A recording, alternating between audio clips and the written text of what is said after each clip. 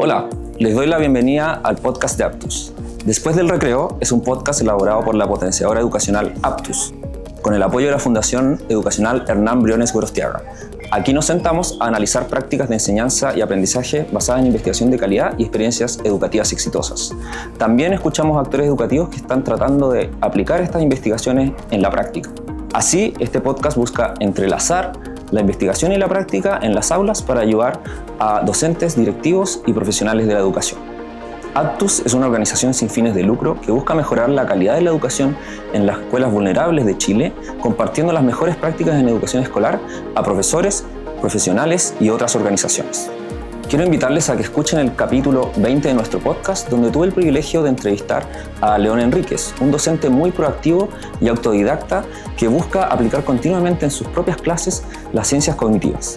En este capítulo vemos la primera parte de la entrevista donde Leonel nos explica un poco la historia de cómo llegó a conocer estas investigaciones, estos artículos y libros que pudieron ayudarle a mejorar sus clases en base a las ciencias cognitivas.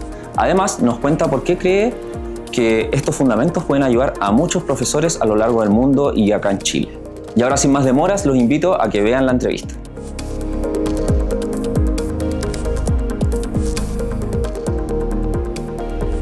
Estamos en el capítulo 20 ya de nuestro podcast Después del Recreo, en una ocasión muy especial. El primer capítulo que vamos a tener con esta modalidad presencial, ¿verdad? Y de forma grabada, videograbada. Y estoy súper contento porque tengo un invitado súper especial, que yo creo que les va a interesar mucho la conversación que vamos a tener hoy día. Y se trata de Leonel Enríquez, es profesor de matemática y física del colegio Craig House actualmente. Y bueno, solo como introducción, para que sepan cómo nos conocimos, ¿verdad? Y por qué está Leonel acá, muy en breve. Leonel es una persona muy autodidacta que, además de ser profesor, hacer clases día a día, ¿verdad? Se empezó hace unos años a interesar en todo lo que tiene que ver con la investigación en educación, especialmente en ciencias del aprendizaje o ciencias cognitivas, y cómo todo esto se puede aplicar en sus clases. Y estábamos en ResearchED, ¿verdad? ResearchED 2022. Me acuerdo perfectamente porque para mí fue también una sorpresa importante. Estábamos muy contentos ahí, ¿verdad? Y aparece Leonel al lado mío y me pregunta si yo soy Matías de Aptus, ¿verdad? Sí.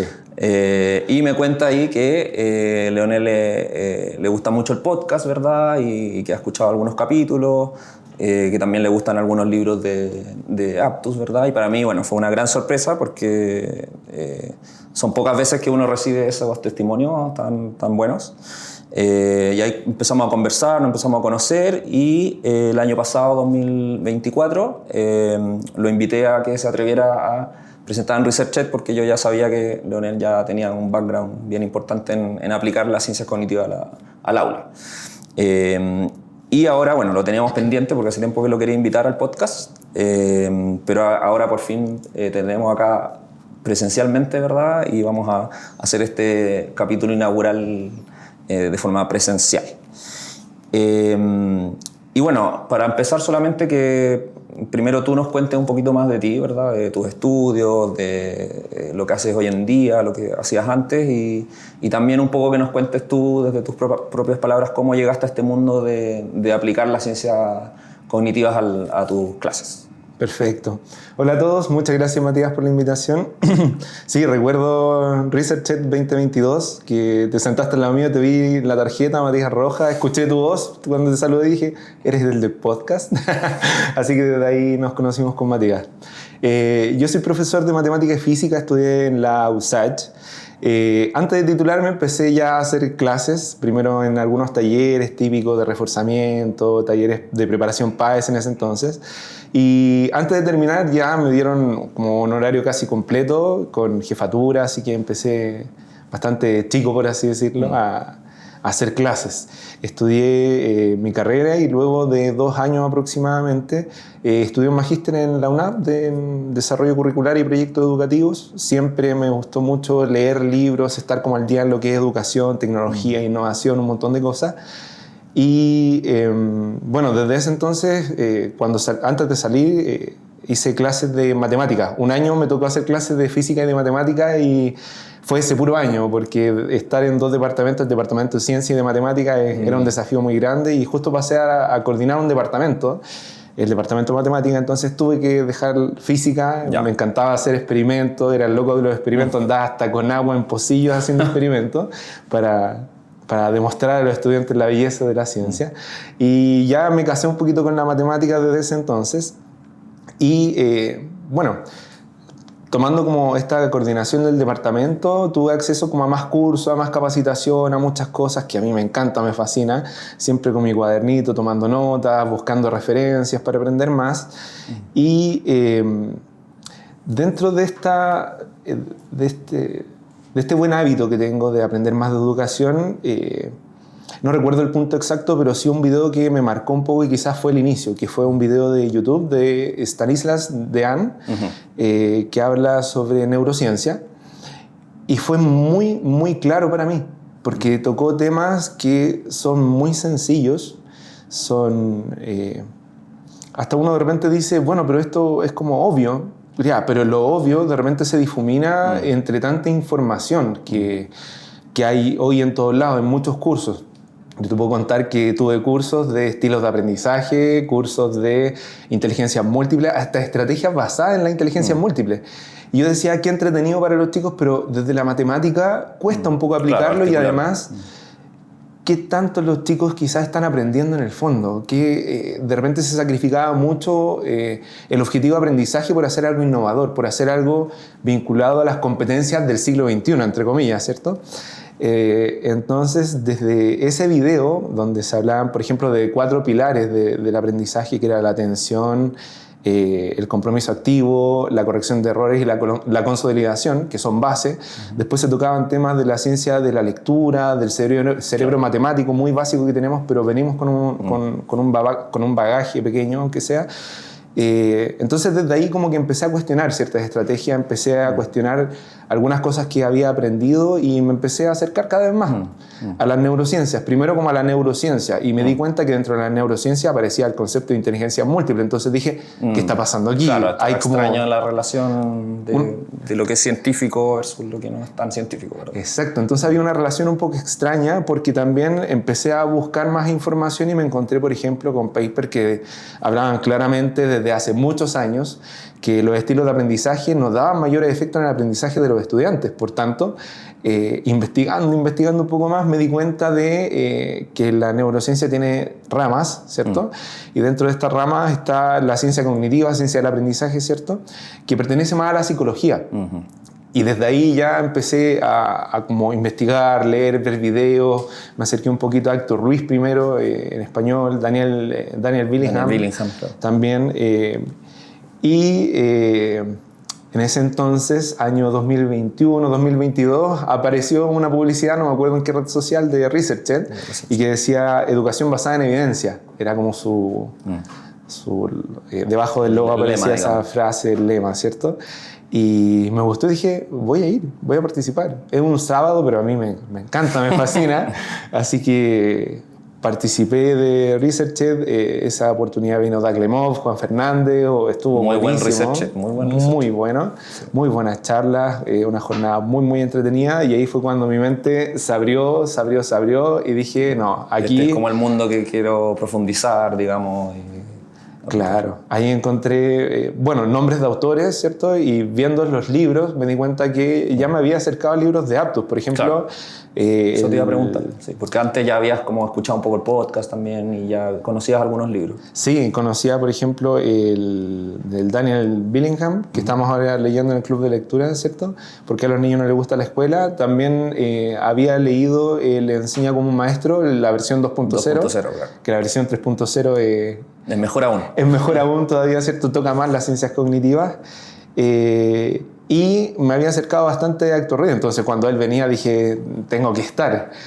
Había investigado, ¿cierto?, un poco de Aptus y vi que estaba el podcast. Así que en los viajes, en el auto, ¿cierto?, ahí escuchando el podcast de Aptus y otros podcasts bastante buenos que tocaban el tema de la educación basada en la evidencia.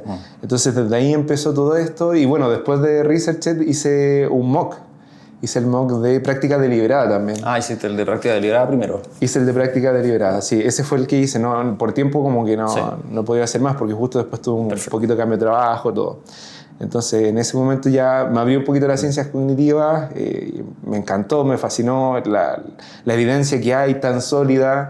Y bueno, en ese entonces también empezó un pequeño cambio. Yo trabajaba en un colegio particular subvencionado con hartos estudiantes, 3.600 estudiantes, 3.500. Trabajo siempre en educación media, donde están los adolescentes, un tanto complejo en edad, ¿cierto? Cómo motivarlos, cómo llegar a ellos, cómo demostrarles que pueden aprender matemática, porque como profesor de matemática muchas veces te llegan niños en enseñanza media que tienen muy mala base, entre comillas uno dice, tienen muy mala base, pero esa mala base no viene tan solo porque no aprendieron, sino que hay otros factores que influyeron en su aprendizaje, las experiencias previas, el concepto de la autoeficacia, o sea, qué tanta confianza tienen en que pueden aprender matemática, eso ya se les fue, entonces reencantarlos con la matemática es un desafío. Este colegio tenía un IVE, un índice de vulnerabilidad bastante alto, uno se encontraba con todo tipo de estudiantes y en una diversidad de familias también. Y luego ya me cambié al sector particular del año 2023, ahora 2024, y en Cray House, donde trabajo como profesor de matemática.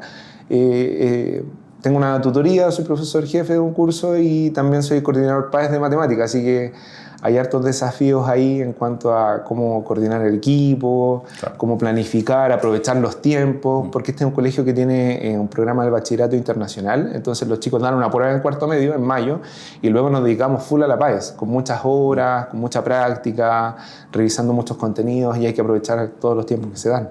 Perfecto. Sí. Oye, y antes de... Vamos a ir más en detalle cómo lo tratas tú de aplicar, ¿verdad? Todo lo que has estudiado, ¿verdad? Autodidactamente en lo que haces.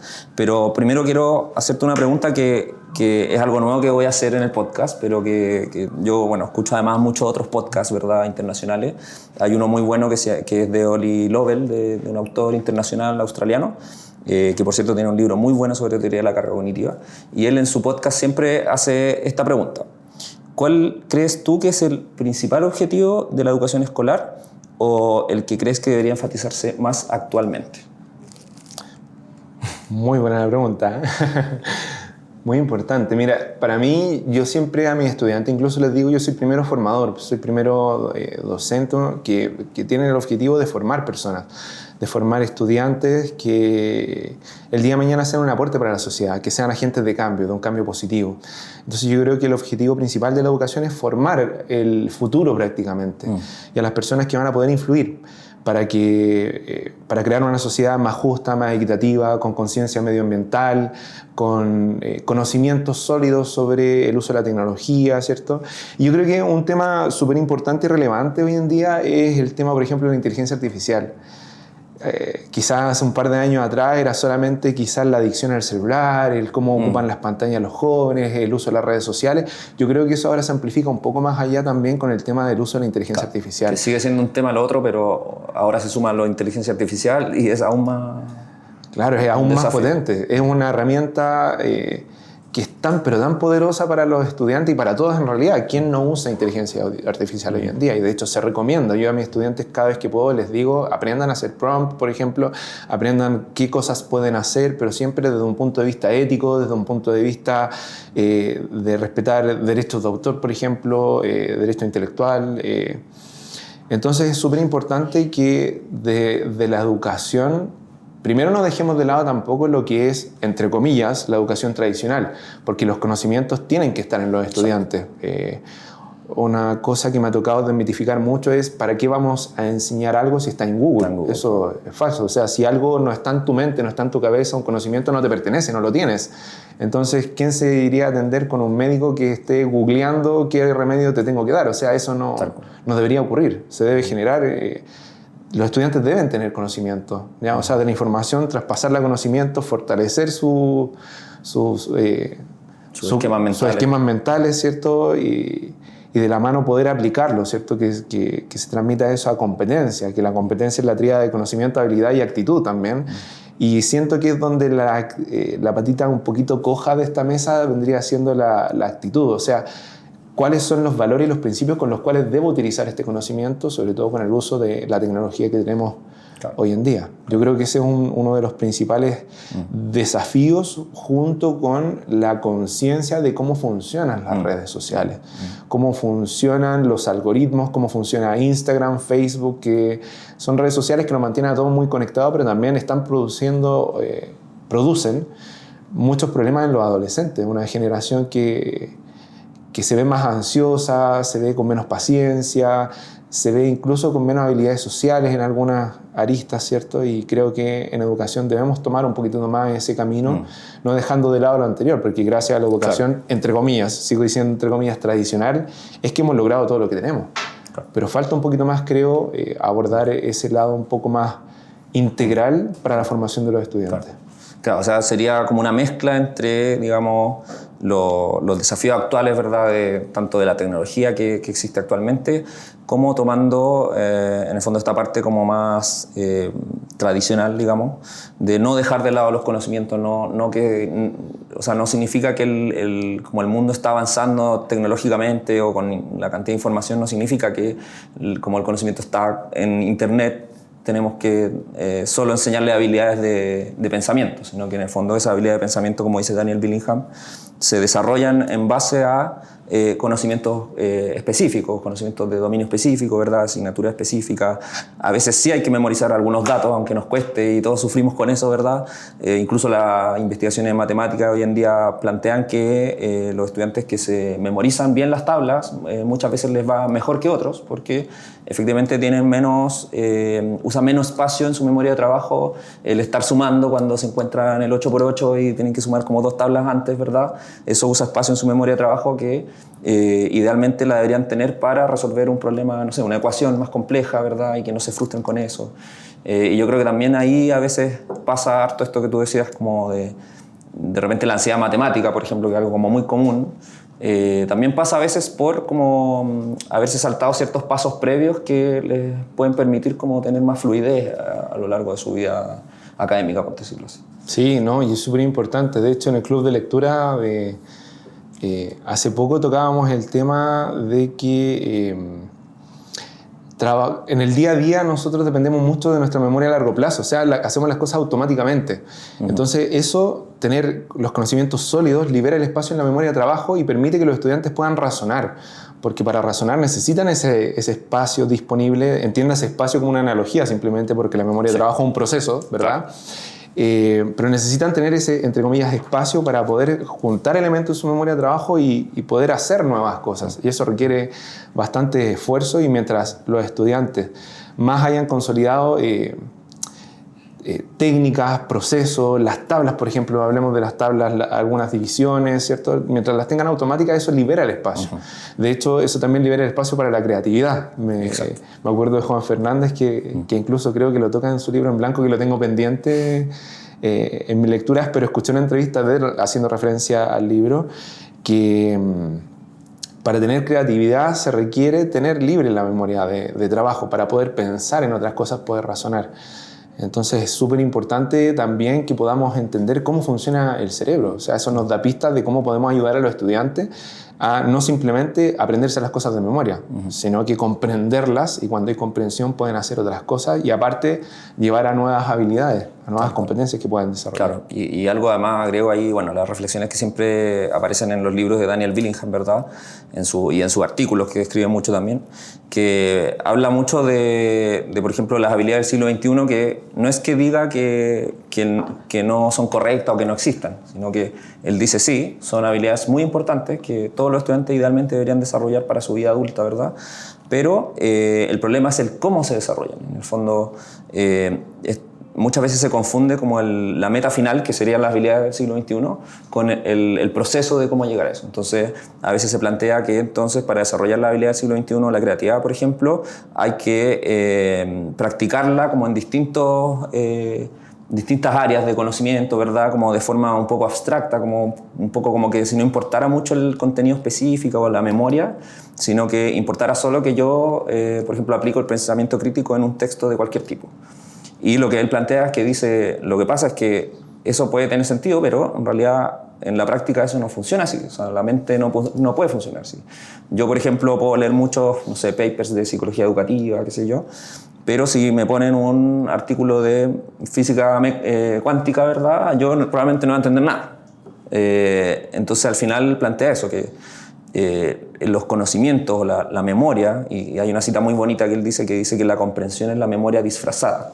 O sea, en el fondo, yo para comprender algo siempre hay algo de memoria, porque muchas veces se habla como de que la memorización, efectivamente la memorización aislada no es suficiente para el aprendizaje, pero sin memorización no hay aprendizaje, no hay un aprendizaje a largo plazo, no hay un aprendizaje verdadero. Bueno, y para entender un poquito más como tu vida, cierto que todos sabemos que la vida de profesor es súper atareada, ¿verdad? Y con los niños, qué sé yo, tú como también ahí con un rol de liderazgo también en el colegio, ¿verdad?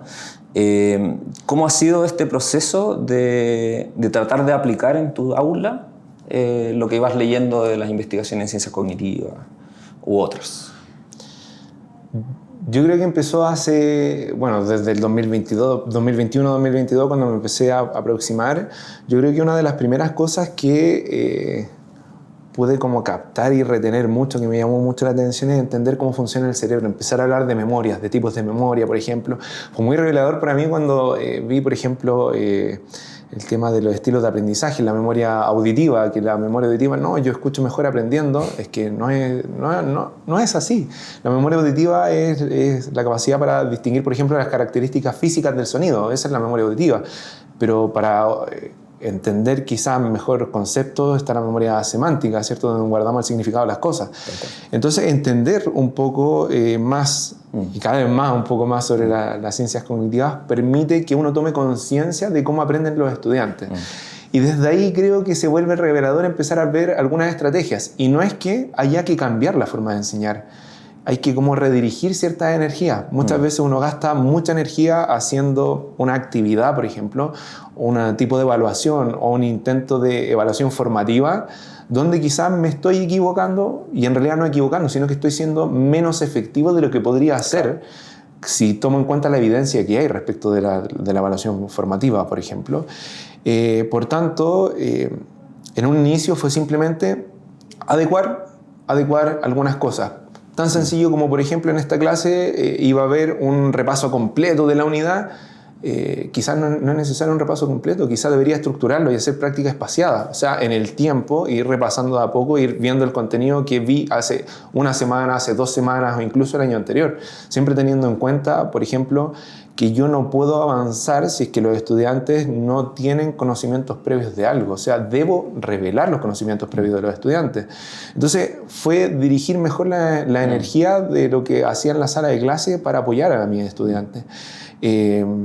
Un libro clave también, que lo recomiendo, pero en todos lados, es el Cómo me habría gustado enseñar matemáticas. Siempre me confundo en el título un poquito, cómo me gustaría haber enseñado matemáticas. Cómo me gustaría haber enseñado matemáticas, de Craig Barton, ¿cierto? Y si bien Craig es profesor de matemáticas, ¿cierto? Este libro, siento, y es así, articula muy bien los principios de las ciencias cognitivas, articula muy bien lo que es la práctica, lo que es la teoría, lo que es su experiencia personal incluso, lo que es la evidencia, y es un aporte no solamente para los profesores de matemáticas, sino que para todos los profesores. Entonces, algunas técnicas de este libro me hicieron mucho sentido y las fui tomando y las fui probando. Por ejemplo, una era, me quedo con el nombre del libro, que era Problema resuelto, problema propuesto. Claro, las duplas, problema resuelto. La dupla, ¿cierto? Entonces, por ejemplo, en un problema muy sencillo o en un procedimiento matemático sencillo, en vez de explicarlo totalmente, mostrar ejemplo, yo podía explicarlo de cierta forma con un ejemplo resuelto, y al lado los estudiantes los desafiaba de inmediato que pudieran realizarlo, y podía ir retroalimentando de inmediato y viendo los ajustes, interrogando, principios de Rosenstein, ¿cierto? Preguntar, ¿cierto? Chequear la comprensión, que tanto los estudiantes iban entendiendo el procedimiento, y al mismo tiempo también impulsar la motivación intrínseca, porque otra de las cosas claves para mí es que muchas veces uno piensa que primero viene la motivación y después el logro, el éxito de una tarea. pero es al revés. O sea, si yo permito que mis estudiantes tengan oportunidades tempranas de éxito, que puedan lograr, que se den cuenta que pueden lograr algo en matemática, aunque sea un procedimiento muy sencillo, los estudiantes van a querer más. Van a poder motivarse desde ese logro, en el fondo, ese éxito. Exacto. Entonces, de a poquito fui integrando algunas técnicas, fui probando. Algunas, obviamente, me dieron resultados de inmediato. Otras no me dieron tantos resultados, sino que tuve que persistir un poco más porque trabajar los hábitos de los estudiantes es difícil. Es difícil, es una tarea constante y muchas veces soy el único profesor haciéndolo en un colegio. Claro, más difícil aún. Más difícil todavía, pero se puede. Y también, hay que decirlo, hay técnicas con las cuales no se apegan tanto quizá a mi estilo de hacer clases, quizá a la cercanía que tengo con los estudiantes. Entonces, fueron técnicas que quizá en algún momento probé y dije, no me siento tan cómodo, entonces voy a probar otra técnica o voy a intentar hacerlo de esta forma. Ahora que entiendo un poco más de las ciencias cognitivas, quizás puedo elaborar una técnica propia que me ayude a esto. Claro. Y la verdad es que da resultados. Sí. Da resultados y también es súper importante entender la diferencia, por ejemplo, entre desempeño y aprendizaje.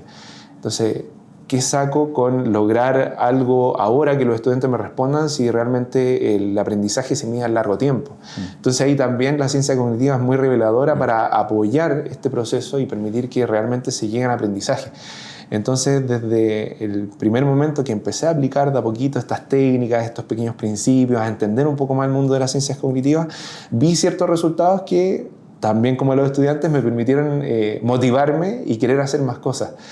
Y dentro de esto también un poquito de divulgación, no al modo que quizás lo hacen otras personas que escriben, sino que tuve la oportunidad de dar algunas charlas, de conversar algunas cosas con colegas, estar en los H, por ejemplo, con estudiantes en práctica, con otros profesores compartiendo estas técnicas y también tratar de... Uno se siente con la responsabilidad, por ejemplo, de hablar sobre neuromitos, que lamentablemente esto es un poquito polémico, lo dije en ResearchED, pero existen muchas instancias de repente donde todavía se sigue divulgando los estilos de aprendizaje, todavía se siguen enseñando a profesores, incluso en la formación de las carreras, sobre la inteligencia múltiple, sobre técnicas, sobre, no sé, que ocupamos el 10% de nuestro cerebro, la predominancia de los hemisferios cerebrales, y eso no debería estar. Entonces, siento la responsabilidad por acercar un poquito, a cortar esa brecha entre lo que es la investigación y lo que es la práctica en educación, porque es ahí donde tiene que llegar. Porque falta mucho, sí. Falta mucho aún por hacer.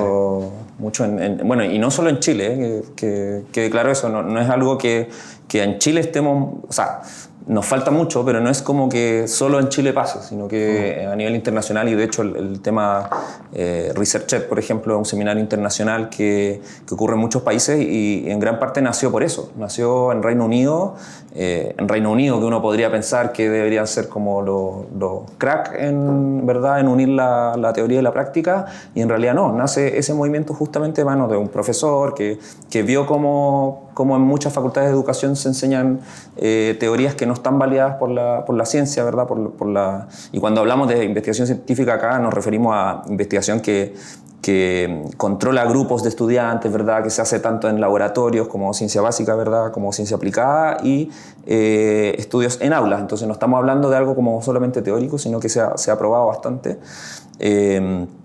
Y que en el fondo se empezó como a difundir este tema de ResearchED justamente porque muchos países están en la misma problemática, que se dan cuenta que en la formación docente muchas veces se difunden estos mitos, por decirlo así, y el problema de eso es que se dirigen los esfuerzos a quizás acciones o estrategias que no van a generar la eficacia que queremos, o sea, no van a ser tan directos, o a veces incluso son cosas que aumentan carga laboral a los profesores. O sea, por ejemplo, la idea de los estilos de aprendizaje, de que en el fondo si entendemos los estilos de aprendizaje como esta idea de que los profesores tendrían que adaptar su material de enseñanza o sus clases a cada uno de los estilos de aprendizaje de cada estudiante, que pueden ser, hay, no sé, categorías de 40 estilos de aprendizaje distintos. ¿Qué le estamos diciendo a los profesores con eso? Le estamos diciendo, ok, tú tienes que hacer un material como distinto para cada uno de esos alumnos. O sea, si pensamos sobre todo en Chile, que tienen, no sé, 40 alumnos por sala o 30, o al menos 30, le estamos pidiendo algo bastante imposible, por decirlo menos, y que no va a tener los efectos deseados. Y ahí solo para que dejemos claro a qué nos referimos con estilo de aprendizaje, ¿verdad? lo que generalmente hablamos de estilo de aprendizaje, en realidad no existen los estilos de aprendizaje por sí mismos en el sentido de que cada persona realmente aprenda mejor con un estilo, sino que lo que sí existe son preferencias, ¿verdad? O sea, todos tenemos cosas o preferencias sobre cómo aprender en que nosotros creemos que, no sé, aprendemos mejor escuchando algo o aprendemos mejor leyéndolo, etc. Pero eso efectivamente, esa creencia, una creencia personal, individual, no se condice con resultados de aprendizaje. Eso es como lo que han mostrado muchos estudios experimentales, ¿verdad? Y al final, ¿qué es lo que nos plantea la investigación? Que en realidad lo que tenemos que hacer o lo que deberíamos tratar de hacer es complementar los formatos en que yo presento información según el contenido que yo estoy enseñando. Exacto. O sea, en el fondo, si yo estoy enseñando, no sé, anatomía y muestro un corazón, obviamente sería más apropiado probablemente mostrar una imagen de un corazón y además complementarlo con texto, ¿verdad? Y ahí hay distintas estrategias de la teoría de la carga cognitiva. Pero ¿cómo yo voy a enseñar, no sé, qué es un corazón o cómo funciona el corazón? Solo con texto, por ejemplo, porque al niño le gusta leer. O solo de manera verbal. O solo de manera verbal o oral. ¿cierto? O sea, claramente si yo hago solo eso, aunque ese estudiante crea que aprende mejor de determinada forma, es muy probable que le va a quedar menos en su memoria a largo plazo que el estudiante que sí lo estudió con ese complemento visual y verbal. Entonces hay como un ejemplo solamente de qué es lo que nos plantea la investigación y los fundamentos que nos apoyan. Sí, la investigación ha sido muy clara en plantear que los estudiantes no son buenos dilucidando de qué forma aprenden mejor. Exacto. Entonces, también muchos estudiantes tienen técnicas de estudio que están perdiendo mucho tiempo. No es que sean totalmente ineficaces, porque algo tendría que ser terriblemente malo para no aprender nada, ¿cierto? Exacto. Pero ¿qué buscamos en aprender? Buscamos que, sobre todo, punto uno, es que sea a largo plazo, que sea duradero en el tiempo. Exacto. Entonces los estudiantes cometen mucho el error de masificar, o sea, de calentar las pruebas, de estudiar 5 horas antes de la prueba, aprueban, ¿cierto? Pero ¿cuánto duró esa retención en la memoria? 48 horas ha demostrado la investigación y después se olvida de qué tipo de aprendizaje estamos hablando. Entonces también, por ejemplo, mucho el subrayar. Subrayar por sí solo tampoco da tan buenos resultados. Entonces la ciencia cognitiva aporta desde muchas aristas, tanto para profesores como para estudiantes, cómo podemos potenciar los aprendizajes y la enseñanza-aprendizaje, tanto desde los dos puntos de vista. Sí. Y ahí me acordé de algo que en ResearchEd de 2024, ¿verdad? Nos acompañó Carl Hendrik, que es un doctor en educación, es de Reino Unido, pero también trabaja en Holanda, y él partió hablando como de las paradojas del aprendizaje o de la enseñanza, y que son paradojas que nos ayudan a dilucidar la investigación misma, y que tiene que ver con esto, como lo que planteabas antes, la diferencia entre aprendizaje y desempeño. O sea, muchas veces todo nos pasó, ¿verdad? O en el colegio, en la universidad, que, no sé, estudiábamos la noche anterior a una prueba y nos iba súper bien en la prueba. Entonces decimos, pues aprendí, entonces perfecto, sigámoslo haciendo, ¿verdad? Pero resulta que si esa misma persona, nosotros, después de una semana damos la misma prueba, todas las investigaciones muestran que nos va a ir mucho peor si es que no volvimos a revisarlo o no volvimos a estudiarlo. Entonces hay ideas que son a veces muy contraintuitivas, que van muy en contra de lo que cómo creemos que funciona nuestra mente y nuestro aprendizaje, y resulta que la investigación nos ayuda a tener mayor claridad de en realidad cómo funciona o cómo es más probable que funcione. También Carl Hendrik decía eso, en el fondo, esto tampoco la investigación es, sobre todo en general en ciencias humanas o en todo lo que tenga que ver con lo social o la educación, obviamente no hay muchas investigaciones que me puedan decir, yo hago A y obtengo B. No es una relación tan causal como 1 a 1, ¿verdad? Claro. Pero sí lo que hablaba Carl Hendrik, que en realidad son como las mejores apuestas que tenemos. O sea, la investigación nos muestra qué es más probable que ocurra si yo hago esto versus esto otro. O sea, sí efectivamente se pueden identificar tanto estrategias de estudio más efectivas como de enseñanza. Y me acordé además de la semana pasada, estuve haciendo una capacitación en un colegio y explicaba estos temas, y una profesora me hizo una muy buena pregunta. Me dijo, pero ¿y cómo? Por ejemplo, todos los que estamos acá probablemente estudiamos así. Y igual aprendimos. O sea, algo aprendimos porque por algo somos profesores, ¿verdad? Nos titulamos. Y le decía, sí, obviamente. Muchos aprendimos así y muchos fuimos muy ineficientes en nuestra forma de estudiar, ¿verdad? En la universidad, en el colegio. Y no es el tema que no hayamos aprendido. El tema es que cómo podríamos haber aprendido de forma más efectiva, más eficiente, con quizás un poco menos de tortuosidad, por decirlo así, ¿verdad? Sabiendo algunas de estas estrategias más específicas. Claro, con menos estrés, quizás cuánto tiempo menos habríamos dedicado a estudiar tantas horas y podríamos haber dejado tiempo para otras cosas. O sea, la vida no es solamente el estudio, la profesión, el trabajo, sino que también cuidar de uno mismo, del cuerpo, la cantidad de estrés que tengo. Entonces, haber sido efectivo, o sea, si hubiera tenido estas técnicas de antes, o sea, habría podido hacer mucho más deporte, por ejemplo, haber hecho otras cosas y quizás haber aprendido más todavía y que perdurara más en el tiempo. Entonces, claro, son reveladoras esta estrategia y son algunos ajustes que de repente no es que tenga que cambiar todo lo que he hecho hasta ahora, sino que son ajustes. Son ajustes que te toman el mismo tiempo, incluso menos tiempo, hacer estos ajustes que te van a permitir potenciar tus aprendizajes. Y es paradójico, eso cuesta un poco, como que hay que atreverse a probarlo para darse cuenta y de a poco uno le va encontrando sentido, va viendo resultados, así que invitados a hacer pruebas, ¿cierto?, de estas mejores técnicas, a buscarlas, a leer, a informarse. Sí. Bien, como les comenté al comienzo del capítulo, esta solo era la primera parte de la entrevista con Leonel. En la siguiente parte vamos a poder ver cómo Leonel nos cuenta cada una de las estrategias que la ciencia cognitiva nos plantea. Por ejemplo, la estrategia de la práctica de recuperación, la práctica espacial y la práctica intercalada, y cómo eso en concreto se puede aplicar en un aula escolar. Los dejo muy invitados a ese capítulo y ahora vamos de vuelta al recreo.